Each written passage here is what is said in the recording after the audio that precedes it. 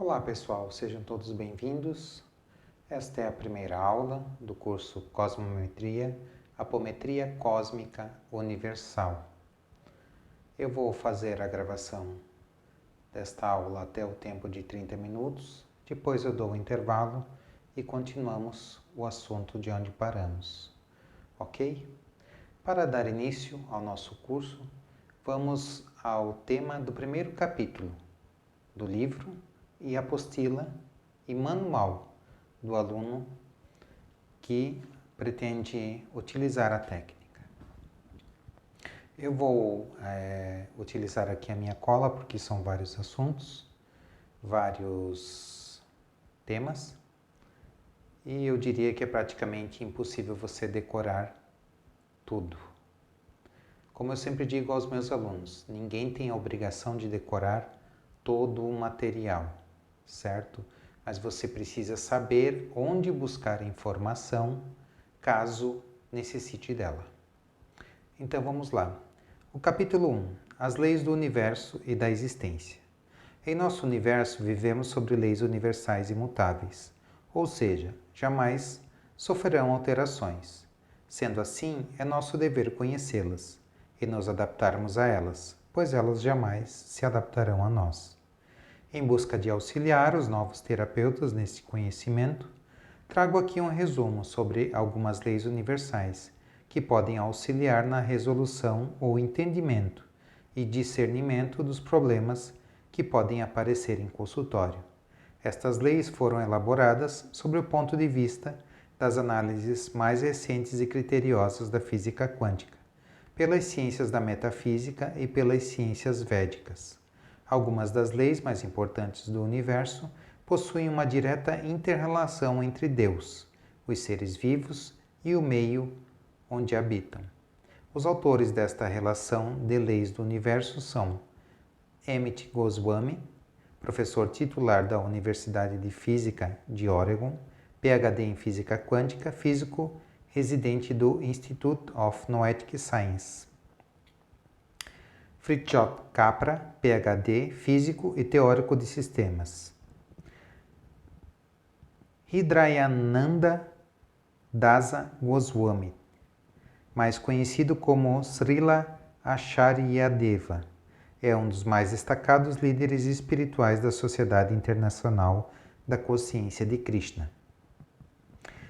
Então vamos lá, são todos eles pessoas muito importantes. Temos aqui ainda o mestre espiritual Srila Prabhupada, fundador da Sociedade Internacional da Consciência de Krishna e autor de diversas obras sagradas da literatura védica, como o Bhagavad Gita. Esses físicos, todos eles têm conhecimentos dentro da física quântica, da mecânica quântica, certo? Das leis espirituais também. Qual é o termo mais correto de utilizarmos? Eu gosto de usar leis do universo. E por que utilizar leis do universo, não leis da física, não leis da física quântica ou da mecânica quântica, ou por assim dizer? Porque ainda estamos num trabalho de entendimento de tudo que abrange a mecânica quântica e a física quântica, a física das partículas. As leis que regem este tipo de física não são as mesmas leis da física convencional. E não há um parecer geral da comunidade científica sobre elas. Muitos físicos pregam, digamos assim, ou ensinam, ou estimulam a interpretação dessas leis conforme é colocado aqui na apostila, no livro, certo? Embora muitos outros físicos não concordem ou não acreditam que estas leis existem. Mas eu posso dizer a vocês que eu tenho me baseado em todas essas leis dentro dos atendimentos que eu realizo em consultório, certo? Eu já desenvolvo o trabalho com apometria há alguns anos, aproximadamente 4 anos, no total. Mas com a minha técnica há cerca de 1 ano, certo? Com a técnica que eu tive auxílio da espiritualidade para desenvolver, que é o que estaremos abordando a partir de agora. Então vamos à primeira lei, a lei da atração. Em resumo, podemos dizer que atraímos aquilo que somos, mesmo que momentaneamente, pois temos a capacidade de alterar nossa vibração através das atitudes, sentimentos, palavras e pensamentos. Nós literalmente atraímos aquilo que somos. E o que nós somos? Nós somos aquilo que estamos vibrando, mesmo que essa vibração seja momentânea. Vamos imaginar que eu tive um dia difícil, um dia complicado, e que eu tive problemas tanto no trabalho quanto em casa. Como estará a minha vibração no final do dia? Como estarão os meus pensamentos no final deste dia? É muito provável que eu esteja magoado, triste, posso estar num estado de raiva. Então, o que eu estou emanando, o que eu estou jogando para o universo, como costumamos dizer? Eu estou emanando para o universo tudo isso, e tudo que emanamos, nós acabamos atraindo. Mesmo que você teve essa emanação por um determinado período e um período curto de tempo. Isso pode ir sendo alimentado pelo próprio universo ou por outros ciclos que você teve de raiva, de ódio, de rancor ao longo de meses ou mesmo anos. Um dia isso vai retornar a você e pode retornar na forma de um processo obsessivo ou um desequilíbrio. Eu gosto de utilizar a palavra desequilíbrio para doenças, ok? Vamos deixar claro já a partir desta primeira aula. Gravem muito bem isso na mente de vocês. Desequilíbrio, toda vez que eu falar de desequilíbrio, eu estarei também falando de doenças. Por que eu gosto de utilizar a palavra desequilíbrio e não doença? Pelo simples fato de eu utilizar a palavra desequilíbrio para me referir a uma doença, a pessoa pode entender da seguinte forma: se eu estou desequilibrado, eu consigo encontrar o meu ponto de equilíbrio novamente. Se eu possuo uma doença, não necessariamente eu posso entender que eu vou poder me curar desta doença. Muitas vezes a doença ela pode não ter sido desenvolvido um método de cura, então a pessoa passa a acreditar que não é capaz de encontrar a cura. E isto não é verdade.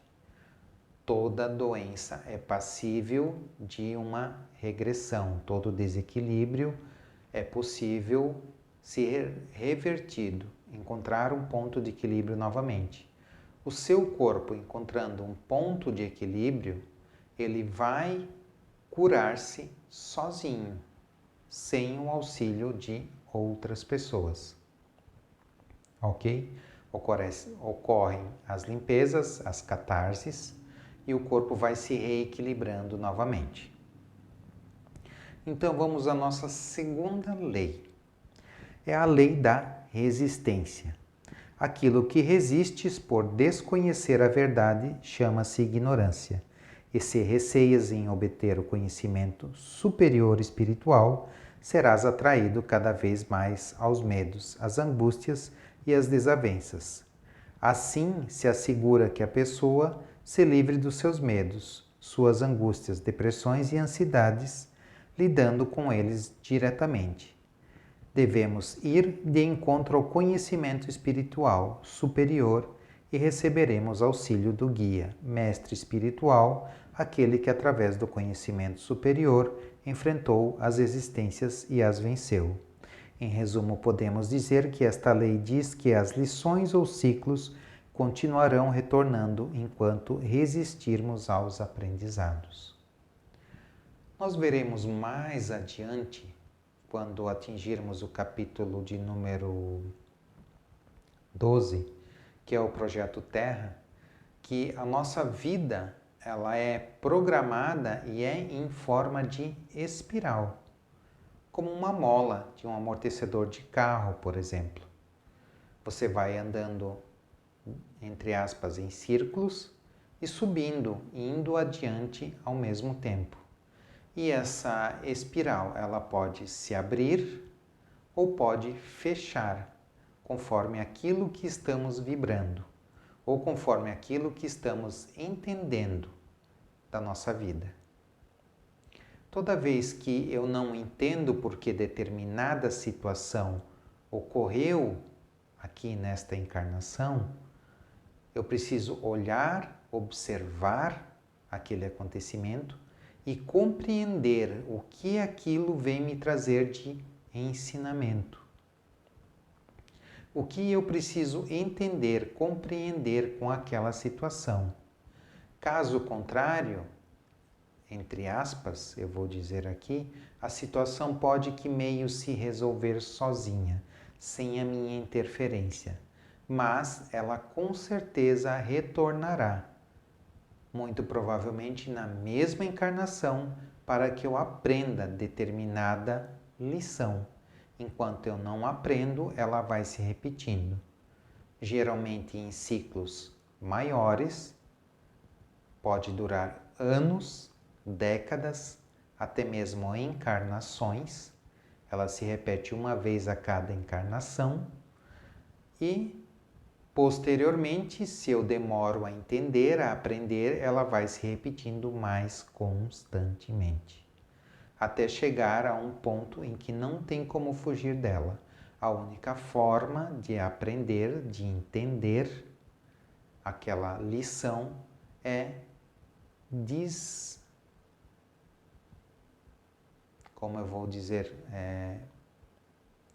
desmistificando ou abrindo, procurando entendê-la, destrinchando aquele acontecimento, olhando para cada detalhe que aquilo vem me trazer e vem me ensinar.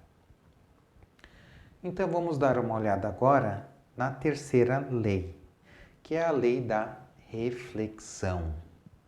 Esta é uma das leis que nós, terapeutas, mais gostamos de usar, certo? Aquilo que aprecias, receias ou desgostas nos outros, tens em ti mesmo e vice-versa. Somos, em verdade, o reflexo do outro. A pessoa imatura apenas projeta no outro a parte de si que não torna consciente aquilo que resistes em ti e receias nos outros. São a causa da nossa principal ignorância. Ou seja, quem sou? De onde vim? Para onde vou? Verdadeiramente somos assim, inconscientes. Alguns ramos da psiquiatria, neurociências, psicologia e psicanálise modernas lidam com esta lei, mas infelizmente só percebem e tratam os sinais e sintomas superficiais. Contudo, a causa verdadeira está na raiz, no transfundo da inconsciência. Portanto, somente o autoconhecimento e autorrealização do homem, tanto material como espiritual, poderia nos colocar em verdadeira reflexão de quem sou eu? Em resumo, podemos dizer que aquilo que mais me desagrada no outro, eu também tenho dentro de mim, em maior ou menor grau ou quantidade, mas tenho. O mesmo vale também para as características que consideramos boas ou agradáveis. Bom, gente, eu acredito que para quem já trabalha na área ou tem algum conhecimento terapêutico, né, o quanto é importante esta ferramenta que chamamos, né, de reflexo. Aquilo que mais me irrita no comportamento do outro é porque eu também faço, né? Isso muitas vezes chega a ser cruel conosco mesmo. Eu costumo brincar muito, mas que caramba, tem mais um Rafael ali refletindo. O que está pegando dentro de você, Rafael? O que está te marcando? O que está te irritando? O que aquilo está representando que está no seu interior, que você ainda insiste em não enxergar. E, gente, muito provavelmente será assim até o nosso desencarne. Todos nós temos, e isto eu vou falar apenas de planeta Terra, certo? Todos nós não temos aqui menos que 50 ou 60 vidas, eu diria. Acredito que é difícil pegar uma pessoa que esteja encarnada que tenha um número menor de encarnações do que estas. Então, nestas 50, 60 vidas que estamos encarnados, muito provavelmente esta é a primeira vida que temos ou buscamos abrir a nossa consciência, entender o que acontece conosco aqui, abrir a nossa mente para enxergar que existe vida após vida, que a vida continua após o desencarne, que não termina ali. O que viemos fazer aqui? Tudo isso começa a despertar dentro de nós agora. Estamos em um processo planetário de transformação. Estamos saindo do dito plano de provas e expiações para o mundo de regeneração, de mudanças, de comprovações, de descobertas, de avanço tecnológico. Né? Já pararam para pensar o quanto evoluímos tecnologicamente em tão pouco tempo? Se voltássemos lá para 1910, 1920 e disséssemos para aquelas pessoas que o homem chegará à Lua, eles acreditariam?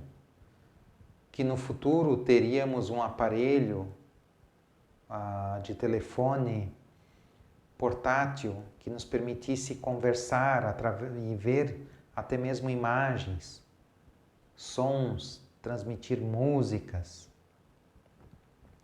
Será que eles acreditariam que isso seria possível ou nos chamariam de loucos? Então basta pensarmos nisso, neste momento, e olharmos para o futuro, quando nos falam que um dia teremos teletransporte. Os computadores quânticos já existem, que utilizam até mesmo realidades paralelas para agilizar os cálculos que eles executam. Então, será que um dia também seremos capazes de acessar essas realidades paralelas? Isto também é um assunto que veremos mais adiante, lá no Projeto Terra, no capítulo 12. Ok? Mas, continuando o assunto sobre reflexo, não somente as coisas que nos irritam, que nos incomodam no outro são um reflexo nosso. Mas quando eu olho para uma pessoa e quando eu admiro aquele determinado comportamento naquela pessoa, aquilo também é um potencial que muito provavelmente está adormecido dentro de mim. Então, cabe a mim acordar aquele potencial. Cabe a mim trabalhar esta qualidade em mim. Eu a possuo, se eu a reconheço, eu com certeza a possuo e ela é passível de desenvolvimento. Ok? Então vamos para a quarta lei, a lei da manifestação. Tudo se inicia com um verbo, um mantra, um pensamento, uma ideia. Quanto mais forte, mais repetitivo é este, mais depressa e imediatamente se manifesta, pela mecânica material ou espiritual da imantação. O poder criativo da mente e da inteligência são esses dons inatos ou adquiridos, que podem ser trabalhados pelas práticas de yoga e a meditação, e assim a pessoa poderá subir para uma plataforma mais elevada e compreenderá as limitações e imperfeições dos seus sentidos físicos e materiais. O método filosófico e científico para a realização de Deus, autorrealização, é o método pelo qual purificamos nossa consciência, impedimos mais poluição e chegamos ao estado de perfeição. Esse sistema chama-se Bhakti Yoga. Apesar de Deus ser um só, ele tem formas e aspectos e nomes ilimitados, de acordo com as suas infinitas manifestações.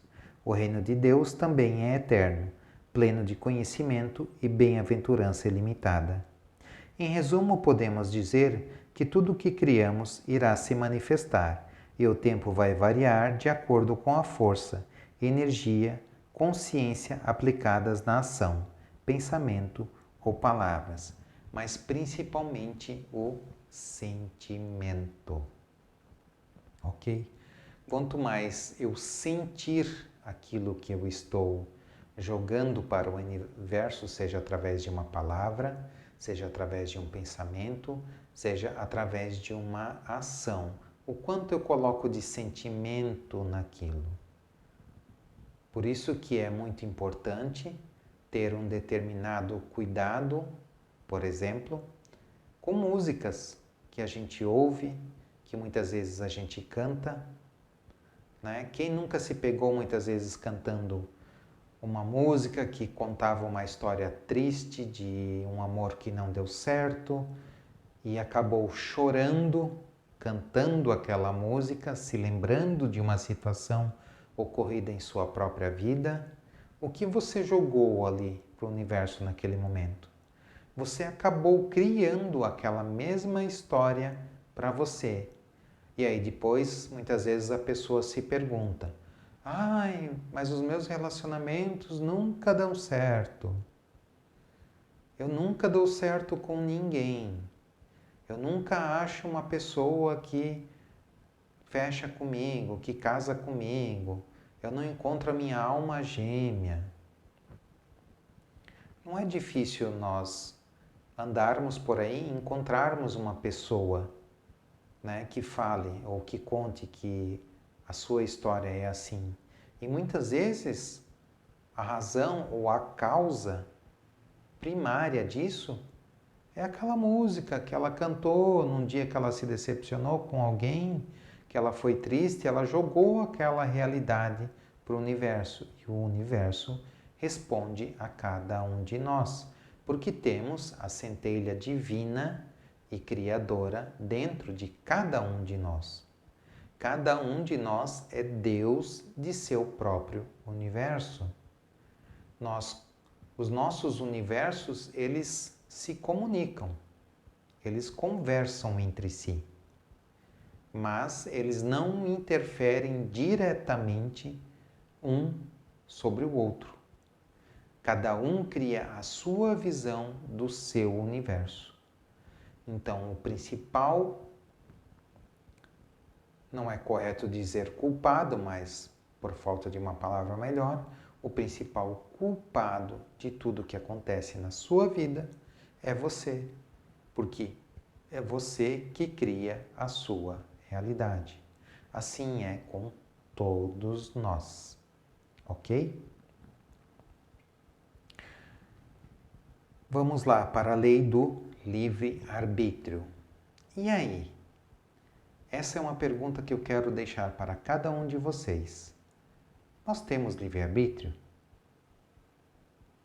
Temos? Será mesmo? O quanto de livre-arbítrio nós temos? Pensem aí. Anotem num papel se desejarem. E após a leitura desta lei do livre-arbítrio, eu faço um convite àqueles que irão fazer ou têm o desejo de fazer este curso presencialmente, certo? No final deste curso, eu vou lhe fazer a mesma pergunta e vamos ver como será a sua resposta. Temos mesmo livre-arbítrio? Então, vamos lá. Em última análise, não somos os controladores definitivos dos nossos destinos. Somos apenas responsáveis pelo que criamos, totalmente por nossas atitudes, e a isso chamamos de livre-arbítrio. Apesar de haver livre-arbítrio, é dado a liberdade à pessoa de agir perante os eventos e circunstâncias, como quiser, de acordo ao seu nível de conhecimento e consciência. Assim, desenvolvendo consciência espiritual, haverá gradualmente o desapego às coisas e aos seus resultados furtivos, e às suas expectativas quase sempre frustrantes, e aprenderemos a cultivar ações materiais e espirituais positivas. Desta maneira, eliminam-se consequências desfavoráveis do mau karma e criam-se perspectivas mais positivas para a vida material e espiritual no modo da bondade. Em resumo, podemos dizer que o livre-arbítrio que possuímos consiste apenas em escolher o lado bom ou ruim de toda e qualquer situação, pois cada acontecimento obedece a cálculos matemáticos complexos, porém extremamente precisos. Pois é, gente, essa questão de livre-arbítrio é um assunto bem extenso. Nesses 2 dias de curso que eu estarei disponibilizando online e gratuitamente para todos vocês, nós não vamos nos aprofundar neste assunto. Mas, para aqueles que têm curiosidade, certo? Vocês também podem pesquisar na internet, tem muitos vídeos falando sobre a questão livre-arbítrio e muitos livros também. Ok? Eu vou deixar esse assunto para aprofundar mais no curso presencial mesmo. Mas como já dá uma abertura aqui, o livre-arbítrio não é tão livre-arbítrio assim. Ok? Vamos à lei da consequência, causa e efeito. Tudo surge de algo original, anterior. Cada evento, cada pensamento, causa uma consequência, positiva ou negativa, ao nosso julgamento e dos demais. Assim, se executamos atos negativos, atrairemos atos negativos. E atos positivos atrairão no futuro atos positivos. Exemplo: se roubares, acabará por ser roubado em algo, porque causaste uma desestabilização da harmonia do sistema universal. E, enquanto permanecemos agentes e devedores por esse desequilíbrio do perfeito sistema universal, continuaremos neste ciclo de misérias, sofrimentos, nascimentos e mortes, de maneira que um dia nos cansaremos dos atos negativos provenientes do nosso estado mental de ignorância espiritual e acabaremos cedo ou tarde acordando para eliminarmos estes indesejáveis inimigos da alma. A alma é nosso verdadeiro ser e necessitamos obter conhecimento espiritual para nosso autoconhecimento e nossa autorrealização. Quando nascemos no mundo material, somos cobertos imediatamente pela energia material ilusória da ignorância. Assim, esquecemos completamente nossa posição eterna, espiritual da perfeição do amor divino, puro do reino de Deus, que é plena de conhecimento e bem-aventurança. Aqui no mundo material, somos sujeitos ao tempo versus espaço, como duas categorias complementares, uma não existe sem a outra. Para definir o espaço, temos que situá-lo no tempo, e para medir o tempo, temos que situá-lo no espaço. E ficamos presos no ciclo constante de nascimentos e mortes. Assim, temos que lutar arduamente pela existência material, na busca interminável pelo prazer material, que na verdade é temporário e ilusório, e na luta árdua da tentativa de dominar a natureza material, que é sempre frustrada. Essa é a lei do mundo material. Em resumo, podemos dizer que toda ação, ou seja, a causa, provoca uma reação, efeito. O plantio é livre, mas a colheita, consequência, é obrigatória. Ou seja, se você plantar o mal, obrigatoriamente colherá o mal. Se plantar o bem, receberá o bem. Bem, talvez vocês se perguntem qual a diferença desta lei para a lei da atração, por exemplo.